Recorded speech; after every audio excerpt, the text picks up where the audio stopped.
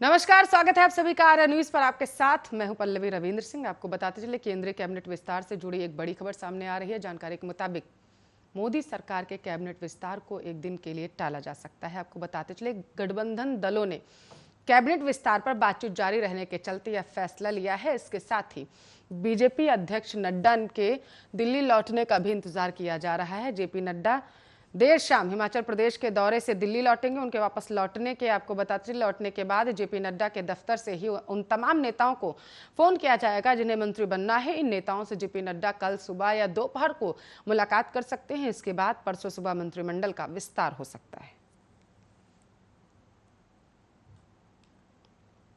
तो रक्षा मंत्री राजनाथ सिंह और केंद्रीय मंत्री अनुराग ठाकुर ने श्यामा प्रसाद मुखर्जी की जयंती पर हिमाचल प्रदेश के लिए कोरोना राहत सामग्री को हरी झंडी दिखाकर रवाना कर दिया। इस मौके पर राजनाथ सिंह ने कहा कि अनुराग ठाकुर ने हिमाचल प्रदेश में एक ऑक्सीजन बैंक बनाने का फैसला किया है।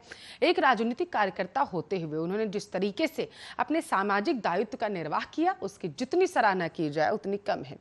सिंह ने कहा यह कोरोना की चुनौतियों का सामना करने का एक प्रयास है। वे अनुराग ठाकुर ने कहा है कि रक्षा मंत्री ने आज हिमाचल प्रदेश के लिए आज जो 900 से ज्यादा कंस्ट्रेटर्स को रवाना किया है, ये मेरा एक प्रयास था कि मैं प्रदेश की हमीरपुर संसदीय क्षेत्र में 700 बेड की क्षमता बनाऊं। अब हम 1400 बेड की क्षमता बना चुके हैं। इसी मौके पर कैबिनेट विस्तार को लेकर राजनाथ ने सवाल किया कि उन्होंने साफ तौर पर कहा कि इस बारे में मैं कुछ नहीं कह सकता। तो महाराष्ट्र बीजेपी के विधायक अब निलंबन के खिलाफ अदालत जाने की तैयारी कर चुके हैं। विधान परिषद में विरोधी पक्ष नेता प्रवीण दरेकर के मुताबिक बीजेपी के नेता कोर्ट जाने के बारे में विचार विमर्श कर रहे हैं और जल्द ही इस पर फैसला किया जाएगा। प्रवीण दरेकर ने बताया है कि महाराष्ट्र बीजेपी के कार्यकर्ता पूरे राज्य में ठाकरे सरकार के आंदोलन के दौरान जनता के सामने ठाकरे सरकार की पोल खोली जाएगी। उन्होंने बताया कि 12 विधायकों के निलंबन के विरोध में बीजेपी राज्य में 1000 जगहों पर विरोध प्रदर्शन करेगी।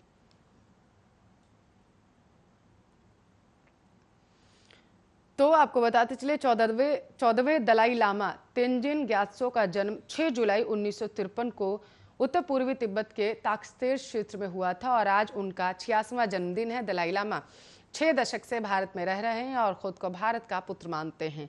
वहीं उनका जन्मदिन हर साल हिमाचल प्रदेश के धर्मशाला में तिब्बती समुदाय के लिए सबसे बड़े आयोजनों में से एक रहा है। इस बार कोविड-19 के चलते मैक्लोडगंज धर्मशाला में आपको बताते चले तुगलक खांग में उत्सव आयोजित नहीं किया जाएगा। साथ ही केंद्रीय तिब्बती प्रशासन ने एक एडवाइजरी जारी कर सभा नहीं लगाने को भी कहा है। हिमाचल प्रदेश सरकार ने 50 लोगों तक के प्रतिबंध के साथ सामाजिक समारोहों के लिए दिशा निर्देश और एसओपी जारी कर दिया है। साथ ही जनता से भीड़ का हिस्सा नहीं बनने के लिए भी कहा है।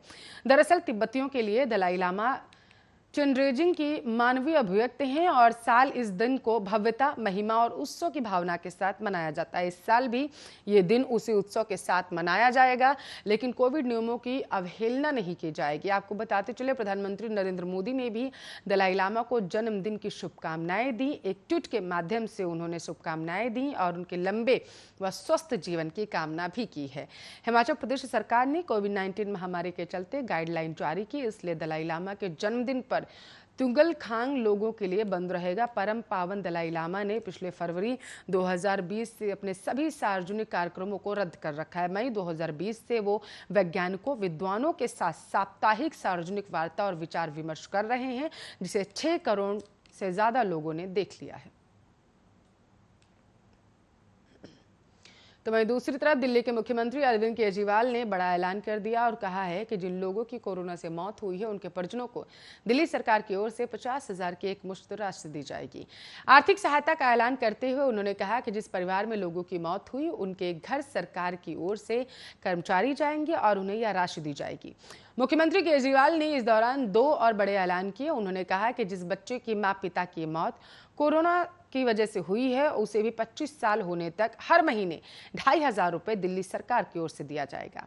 मुख्यमंत्री ने साफ कर दिया है कि अगर किसी बच्चे के माता या पिता में से किसी एक की मौत पहले हो चुकी है और कोरोना के कारण दूसरे का भी निधन हो गया तो ऐसे बच्चों को भी 25 साल होने तक 2,500 रुपए दिए जाएंगे। साथ ही सीएम ने कहा है कि कोरोना के उन लोगों की मौत हो गई है जो कि कमाकर अपने परिवार का घर चला रहे थे, वैसे लोगों को हर महीने कुछ राशि दी जाएगी। हालांकि उन्होंने यह नहीं बताया बताया कि ऐसे लोगों के परिजनों को कितनी रकम दी जाएगी।